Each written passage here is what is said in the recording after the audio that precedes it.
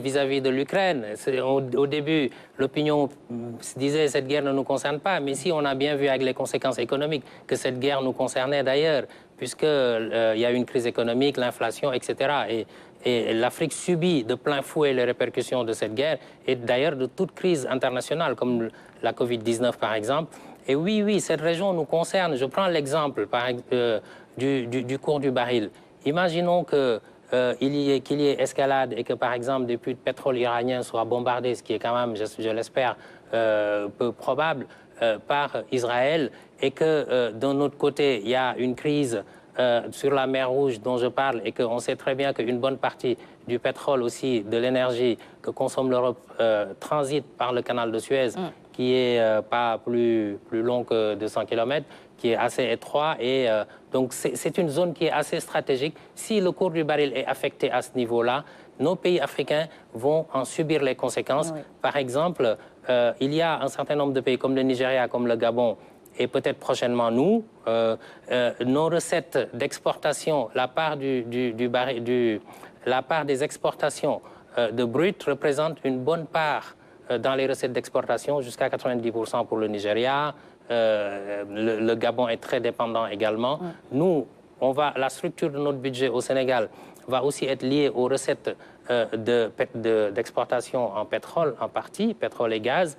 Et donc, si le cours venait à baisser suite à une crise géopolitique dans cette région, bon, nos finances pourraient en pâtir et du coup, on aurait du mal aussi à répondre aux attentes des populations. Donc forcément, plus personne ne peut dire aujourd'hui que l'embrasement de cette région du monde ne nous concerne pas, au moins pour ces raisons-là. Oui, ce sont donc des conséquences directes sur nos États et sur nos économies. Oui, ce sont des conséquences directes sur nos États, nos économies, parce que l'économie, nous sommes dans un monde globalisé naturellement, l'économie est mondialisée, et si il y a une partie du monde qui est touchée, évidemment, ça peut affecter d'autres parties du monde, et en particulier sur la question des énergies, parce que là, à la limite, sur la partie conflit Israël-Russe, du moins Russie-Ukraine, on a vu la dépendance vis-à-vis des céréales, que l'Afrique était très dépendante vis-à-vis des céréales qui nous venaient de cette région. Donc on en a subi les conséquences.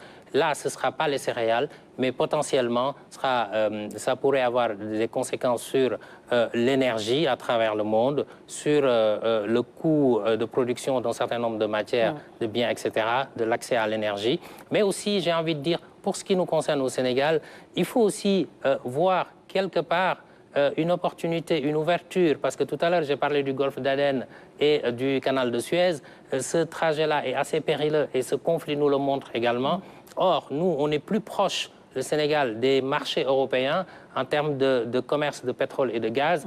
Et du coup, au lieu on pourrait mettre ça en avant pour dire aux Occidentaux, aux Européens par exemple, c'est beaucoup plus facile en termes de trajet pour acheminer nos énergies, le pétrole et le gaz, nos hydrocarbures, vers des marchés européens sans trop de danger, parce que le marché est proche, plutôt que d'aller toujours dépendre du canal de Suez, qui est assez complexe, parce que si, par exemple, le canal était fermé, on serait obligé de faire le tour en dessous du Cap de l'Afrique du Sud pour remonter, et là, les coûts sont beaucoup plus importants. Donc là aussi, on a un atout à faire prévaloir, mais ça ne veut pas dire qu'on doit souhaiter la guerre dans cette région, mais c'est une zone qu'on doit surveiller, et je pense que, Africains comme Sénégalais, nous devons maintenant arrêter de nous dire que le reste, ce qui se passe ailleurs qu'en Afrique, ne nous concerne pas.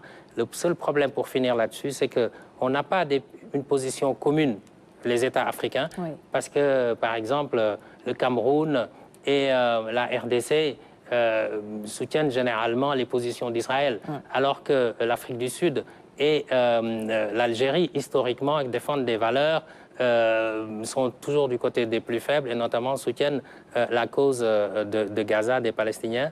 Et il y a d'autres pays africains qui sont plutôt neutres, qui veulent juste qu'il n'y ait pas escalade.